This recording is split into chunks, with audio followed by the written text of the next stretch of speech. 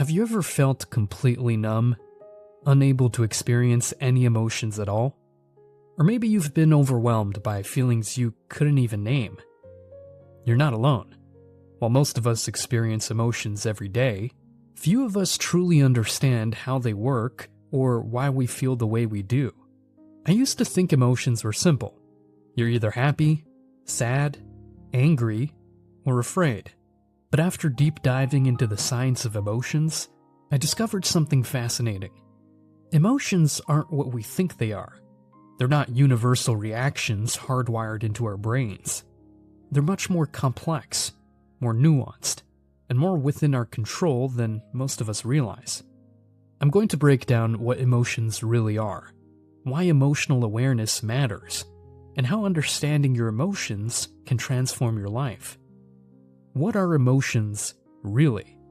Let's start with a common misconception. Many of us were taught that emotions are like programs running in our brains. You see a bear, your fear program activates, and you feel scared. But neuroscience tells a different story. Dr. Lisa Feldman Barrett, one of the world's leading researchers on emotions, explains that emotions aren't reactions to the world. They're predictions your brain makes to help you survive. Your brain is constantly trying to predict what sensations mean based on past experiences. Think about it this way. Your brain is trapped in a dark box called your skull. It can't directly experience the world. It only receives signals from your body. When your heart races, your brain has to guess why. Is it because you're afraid? Excited? Just finished exercising? The emotion you feel depends on how your brain categorizes these physical sensations. This is why the same physical sensations can feel like completely different emotions depending on the context. The butterflies in your stomach before a first date feel like excitement, but those same butterflies before a job interview might feel like anxiety. The problem with emotional numbness. One of the most concerning emotional states isn't feeling too much. It's feeling nothing at all. This emotional numbness, sometimes called anhedonia, is more common than you might think. As one Reddit user described it, I don't feel anything, period.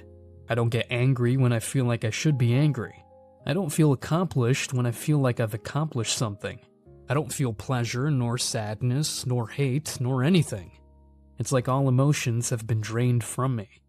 This emotional numbness often happens because of changes in two important brain systems.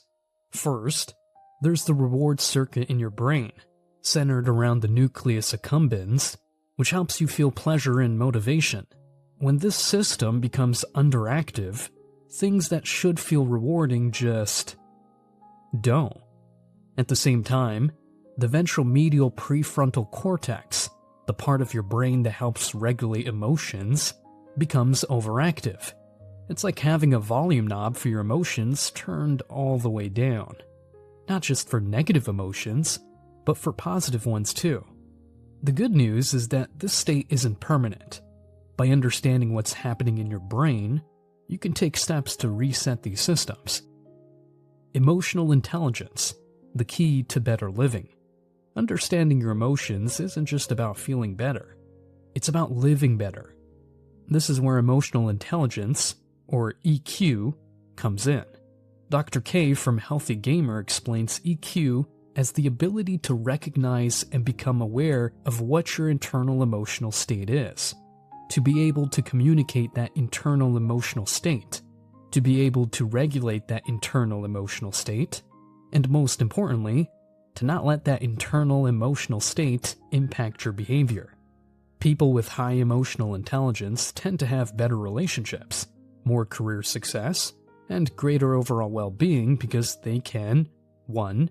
Recognize their emotions before they become overwhelming. 2. Express their feelings in healthy ways. 3. Understand what others are feeling. 4. Make decisions that aren't clouded by emotional reactions. But here's the thing. Emotional intelligence isn't fixed. It's a skill you can develop with practice. How to develop emotional awareness.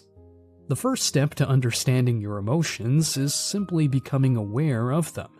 This sounds easy, but many of us have spent years disconnecting from our feelings. Start by checking in with yourself throughout the day. Ask yourself, what am I feeling right now? Where do I feel it in my body? Is my chest tight? Is my breath shallow? Are my shoulders tense? Don't judge whatever you discover. Just notice it. If you're having trouble identifying what you're feeling, try using an emotions wheel. This tool breaks down emotions into primary categories and then into more specific feelings, helping you put a name to what you're experiencing. Another powerful practice is journaling. Spend just 5 minutes at the end of each day writing about your emotional experiences. What made you feel good today? What was challenging? Over time, you'll start to notice patterns in your emotional responses. The body-emotion connection. One of the most overlooked aspects of emotions is how deeply connected they are to our physical state. Your emotions aren't just in your head. They're whole body experiences. When you're anxious, your heart races, your muscles tense, and your breathing becomes shallow. When you're relaxed, your heart rate slows, your muscles loosen, and your breathing deepens. This connection works both ways.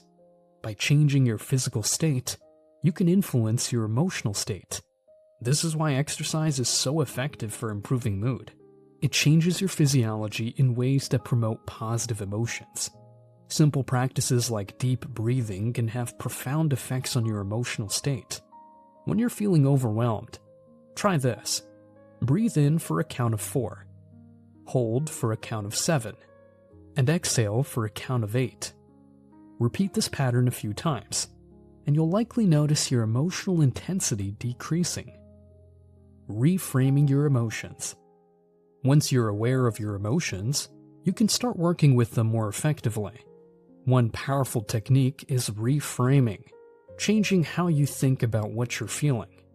For example, research shows that the physical sensations of anxiety and excitement are nearly identical. The difference is in how we label them. Before a big presentation, telling yourself, "I'm excited," instead of "I'm anxious," can significantly improve your performance. As one karate sensei wisely told his nervous student before a competition, "Get your butterflies flying in formation." He wasn't telling her not to feel nervous. He was helping her reframe those feelings as energy she could direct.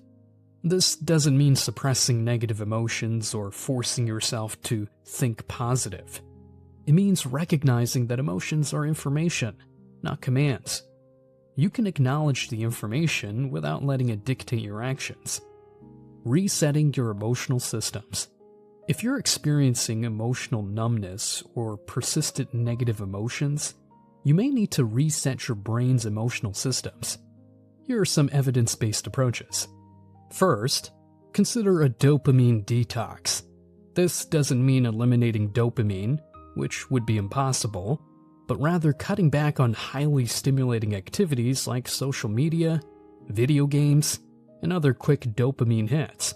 This helps reset your reward system so you can start feeling pleasure from everyday activities again. Second, practice emotional awareness. When you do feel even a hint of emotion, pay attention to it. What triggered it? How does it feel in your body? Don't immediately distract yourself. Stay with the feeling. Third, engage in activities that naturally boost mood and emotional regulation. Regular exercise, quality sleep, time in nature, and meaningful social connection all have powerful effects on our emotional systems. Finally, be patient with yourself.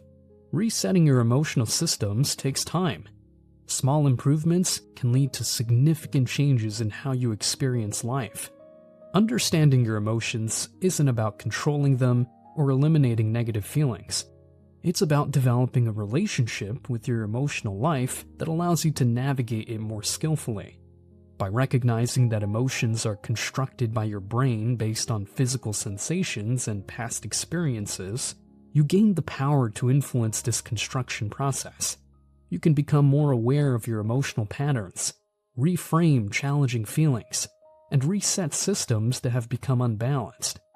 The goal isn't to feel happy all the time. That's neither possible nor desirable.